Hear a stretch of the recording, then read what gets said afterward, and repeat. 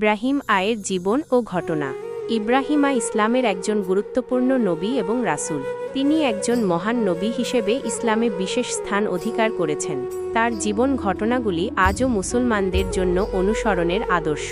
কিছু গুরুত্বপূর্ণ ঘটনা। জন্ম ও বাল্যকাল। ইব্রাহিম বর্তমান ইরাকের কাছে বাবেল নামক স্থানে জন্মগ্রহণ করেন। তিনি অন্ধকার যুগে জন্মগ্রহণ করেও একমাত্র সত্যপথের অনুসারী হিসেবে পরিচিত ছিলেন। মূর্তি ভাঙা। তিনি তার সমাজের মূর্তি পূজার প্রচলনকে চ্যালেঞ্জ করেছিলেন এবং সর্বশক্তিমান এক আল্লাহর উপাসনা করার আহ্বান জানিয়েছিলেন। অগ্নি পরীক্ষা। ইব্রাহিম কে তার বিশ্বাসের কারণে অগ্নিদাহের শাস্তি দেওয়া হয়, কিন্তু আল্লাহর অদৃশ্য ক্ষমতায় অগ্নি তার জন্য শীতল ও নিরাপদ হয়ে যায়। ইসমাইল কে কোরবানির আদেশ। আল্লাহ তাআলা ইব্রাহিম কে স্বপ্নে তার প্রিয় বস্তু কোরবানি করার আদেশ দেন।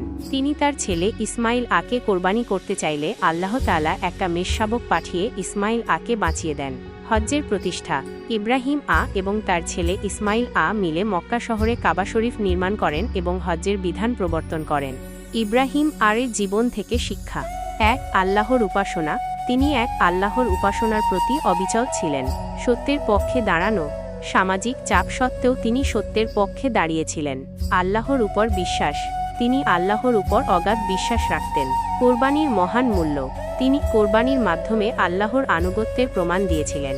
আপনি কি ইব্রাহিম এর জীবনের অন্য কোনো ঘটনা জানতে চান? অতিরিক্ত তথ্য।